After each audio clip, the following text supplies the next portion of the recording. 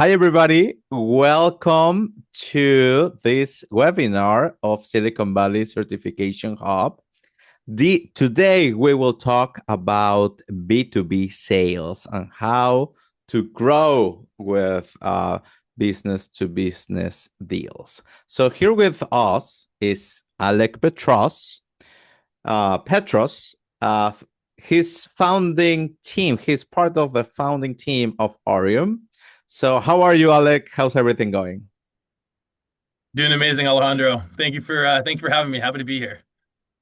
Good. Tell us a little bit more about you and what do you Yeah, do at Orium? yeah, 100%.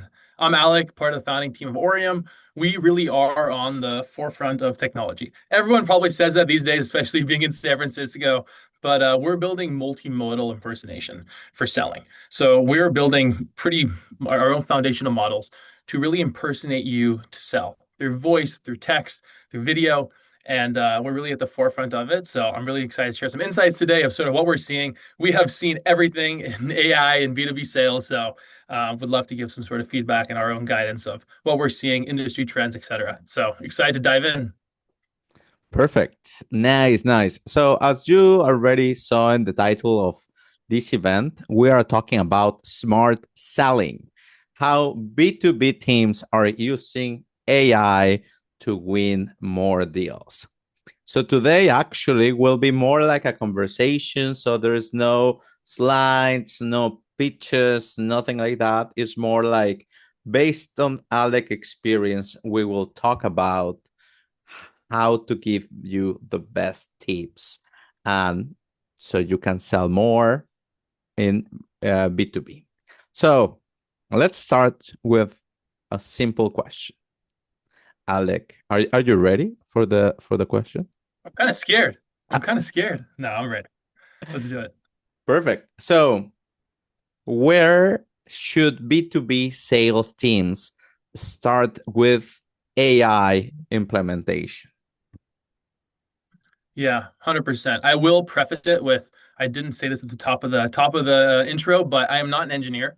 So our team is predominantly AI engineers. I am non-technical. I say I'm a people engineer. So I can tell it to you sort of how it is, sort of how the user actually like, interacts with this stuff rather than like the technical stuff. But so yeah, more than happy to dive into that. How to get started with AI in sales. What I like to say is really like AI is augmenting how we are experiencing sales. A lot of work that we don't want to do in sort of top of the funnel research is what it can take over, right? So I think the biggest thing is you have to test things out. Everyone's ICP is different. Everyone's customer is different. Their buyer persona is different. And the beauty of AI is you get so much data, right? When you have a salesperson, you have to ask them questions on what worked, what didn't work. When you're implementing these sort of strategies that are using artificial intelligence to sell, they give you the data for you, right? Like I was on a call with someone really interesting yesterday, and he was like, pretty much with what our team's building is. It's like, hey, if you could have an SDR with 10 years of experience, that is like invaluable because that has never existed. There has never been an SDR with 10 years of experience who knows 10 years about cybersecurity, right? The beauty of AI is it knows 10 years of experience, right? And it's able to 10x, 100x your output. So I think really the trick is test, start small, start using tools, start using automations, see if you can make yourself more efficient. At the beginning, you probably will be wasting some time. It probably will not be making you more efficient, but sort of as you scale with it and as you sort of test out things and get the data of what worked, what didn't work, is when you really see that increased ROI. Nice. And going a step before that, Okay. testing these different automation and so on. Yeah. Imagine that you have a great idea for a business. So hmm what do you think should be the first steps before going into AI? I don't know, maybe think about data, thinking about processes, think about just idea. Like what do you recommend here? So like we have a business idea, we're in ideation phase. We just want help like building it out. Yeah. It's you gotta ask questions of the tools. If Chat GPT, the Claude, the Geminis, right, the Groks, these can solve like 90% of our problems. I think that the problem with them is there is sort of, I mean, AI is only as good as how well you prompt it. what better you prompt it, the better answers you get. So the trick is ask it how to prompt it. Ask ChatGPT what to, hey, I'm trying to do this. What should I ask you to get this out of it? Whether it's on the technical side, whether it's building a title, building your deck. So ask it what it wants, right? And feed that back into it, I think is really the trick, what we've seen. So if you're trying to solve a technical problem and you're trying to sort of vibe code, ask these tools, hey, this is where I am. This is where I'm trying to get, right? What prompt should I ask you to sort of get from one to two, from 0 to 1? I think that's really the starting point is use these tools like your right-hand guy. Like use them, ask them the questions, and then feed that information right back into it. That's really smart. Like use the tool to ask how to be a better tool and take Yeah. most of the advantage of it. Yeah. That's what I do. That's what our team does. Really, really nice. I think, by Yeah. the way, maybe some people do not know really well what Arium does. If you can Yeah. explain to us, like in short. 10, yeah. As simple as it gets is we increase your pipeline. We do lead generation for you, as specific as you're trying to sell to. I'm trying to sell to managing directors of construction companies in New York City. AI is really good at connecting dots and being hyper specific. We generate these list of leads through LinkedIn. And then the beauty of what we do is we handle all the conversations. So we impersonate you on LinkedIn, have a full conversation with this lead back, full back and forth conversation, embed with your calendar, know everything about what you're selling, everything about what you're trying to get out of this, all the data of a 10-year SDR. Like that was sort of the analogy I was giving is this thing has 10 years of experience. It knows everything about the industry, knows everything about what you're selling, and fully automates the booked call. So you're going to get a booked call on your calendar, notification on your phone saying a meeting has been booked, and you didn't lift a finger. That's what we do. Perfect. Great, great. It's as exciting as it gets. It really is exciting as it gets. Perfect. Yeah, yeah. When I understood the tool. I said like, wow, that's really smart. Like this is changing Yeah. all B2B sales because it's so complicated, all the Mm-hmm. funnel so long that is automatizing like this relevant part of communicating with people on LinkedIn is like, oh wow, Mm-hmm. that's really amazing. Good. And Time saver. It's a time saver for sure. totally. And times is money. So really payoffs at the end. Nice. 100%. So next question, Alec. What makes Hit human me. salespeople irreplaceable in complex B2B deals? Yes.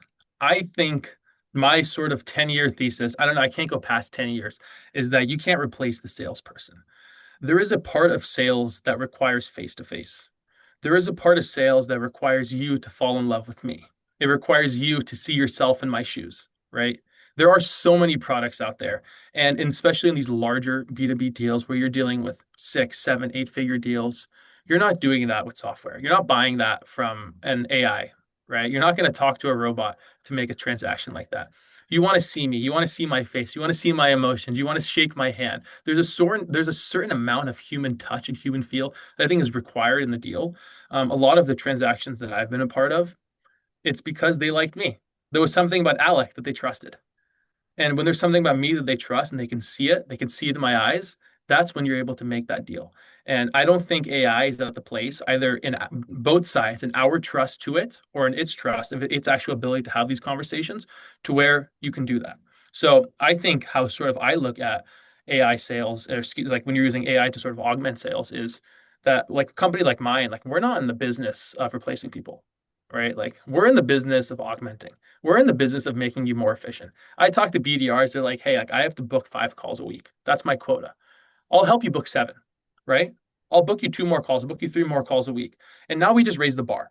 All AI does, I think, right now is raise the bar, make people more efficient, do that work that you don't want to do. Nobody wants to do top of the funnel prospecting, right? A BDR at Salesforce wants to go to the dinner, wants to go to the deal, right? You want to close that, you don't want to find them. So I think we're in a really, really interesting spot where tooling has gone to the point where it can impersonate you well enough to, and I think actually better than ourselves to get that call, to get that intro and deploy yourself. Spend more of your time on, sort of crafting your message and deploying yourself into the meeting, into the dinner, and closing the deal. So I think we're at least 5 to 10 years out from removing humans from, these complex deals. Great. I'm thinking, for example, like somebody that is executive or the chief revenue officer of a Hmm. company, and Hmm. they are thinking about using AI, Orium, or other tool for Yeah. this without uh, creating like some stress to their teams. So, what do you think will be the Yeah. right approach of them to communicate to the salespeople about how to use AI for their work? You mentioned a little bit, but what other Yeah. things could be good? Yeah. I think there has to be trust from leadership to the people who they're managing. And the question is, I mean, I've talked to a lot of salespeople that when you introduce them a tool like ours, they're like, "Hey, if I show my company this, they're not gonna, they don't need me. They don't need me anymore. This is my job. You're doing my job." But that's what I was mentioning before is there has to be trust. There has to be a level of like, "Hey, I will give you these tools to make yourself more efficient, but I want you to keep your job because you have to go show face. Someone has to show face. Someone also has to interact with the platform, right? Someone has to, interact with the platform, make sure everything's working right, and then doing the other steps. So if you're able to take time away from something, you're able to double down on something else. And that's sort of the conversation people need to have with their managers of like, hey, if I bring in a tool like this to do my LinkedIn outreach, so I was spending 10 hours a week, right? I will spend that 10 hours on something else. If you're able to have that conversation transparently and honestly, I think you're safe. There is some trust of assuming that nobody's lying and your managers aren't gonna sort of see how you're augmenting yourself and making yourself more efficient and being like, okay, maybe we don't need you, but it's that's the game. The game is not replacing people. Nobody wants to do that. Like I think that's just morally wrong. But if we can increase pipeline with the same amount of people, it's hard to say no to that. And maybe sometimes it's difficult to measure the ROI. Yeah. So, what do you recommend that it could be a good way to measure kind of the impact on Yeah. for them?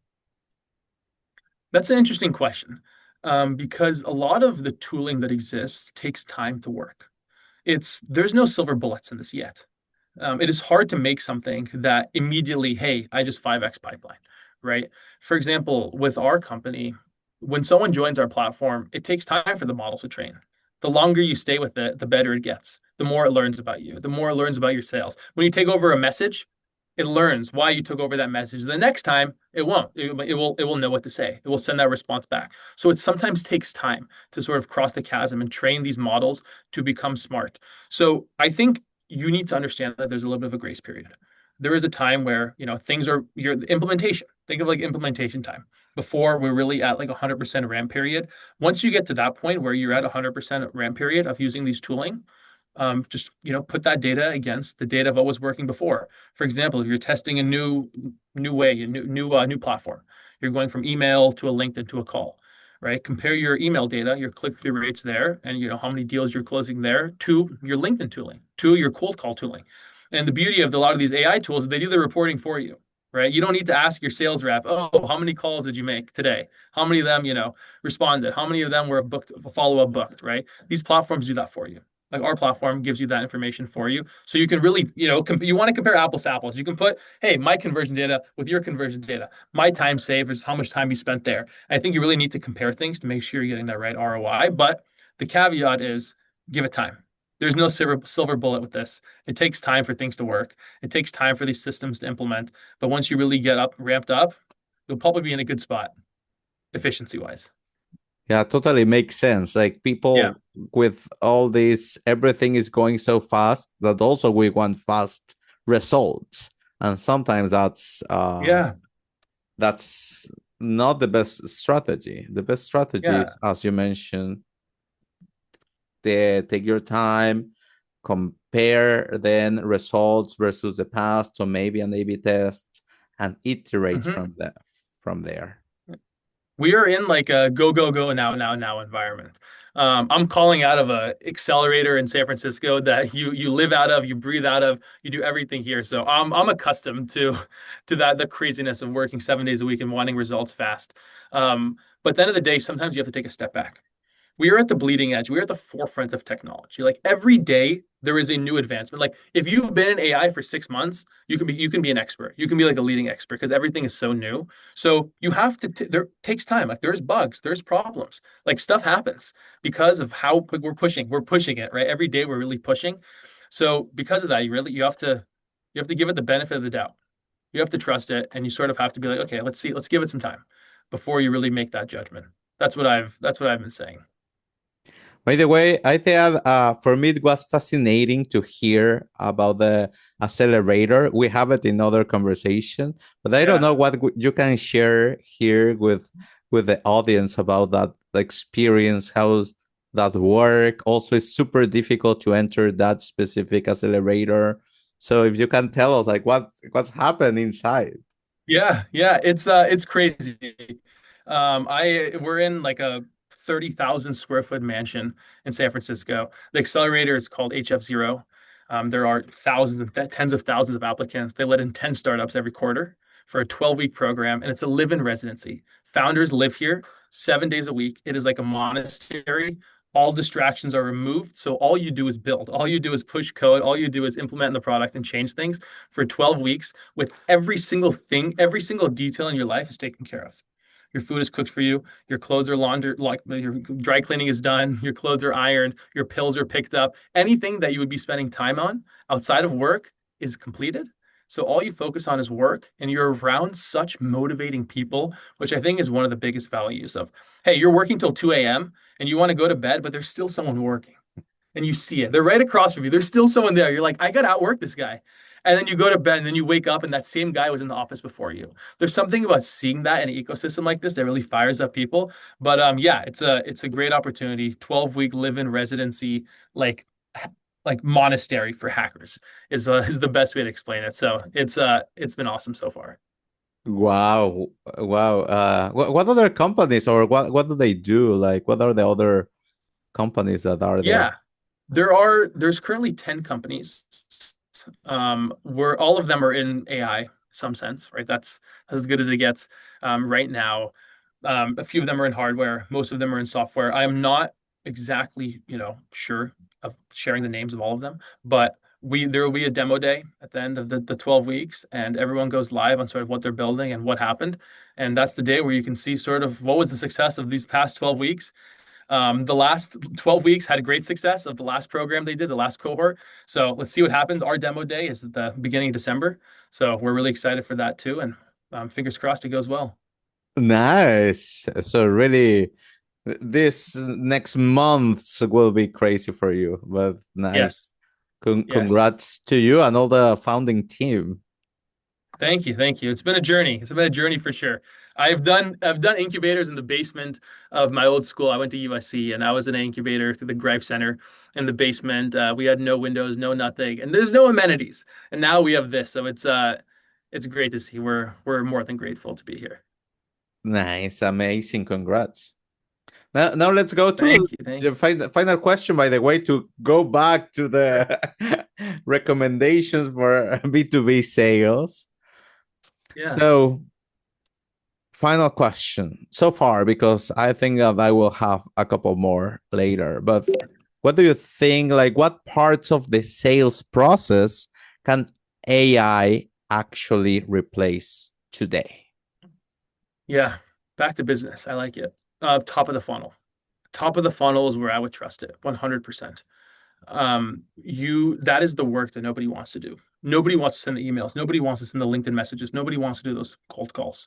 So I think managing lead generation and the teams like ours that are on sort of the frontier of handling conversations is where you want to do it. I'm not a fan of dialing. I'm not a fan of sort of these AI SDRs that are doing these automated dials and automated emails. I think you have to sort of number one is you have to choose your platform. You have to choose what you think works best. We are extremely bullish on LinkedIn because it is super personal and personable. And you can have 20 email addresses, you only have one LinkedIn. So we really advise people to use LinkedIn. But yeah, I think the top of the funnel work is sort of the grunt work. It's finding the leads and doing those first couple conversations is the work that nobody wants to do and is the easiest to take off your plate so you can close more deals. If I can save you 10 hours a week, you have 10 more hours to close more deals, right? And it's because of the top of the funnel work that everyone has to do. You cannot get around it. Number one goal for any sales leader is to increase pipeline.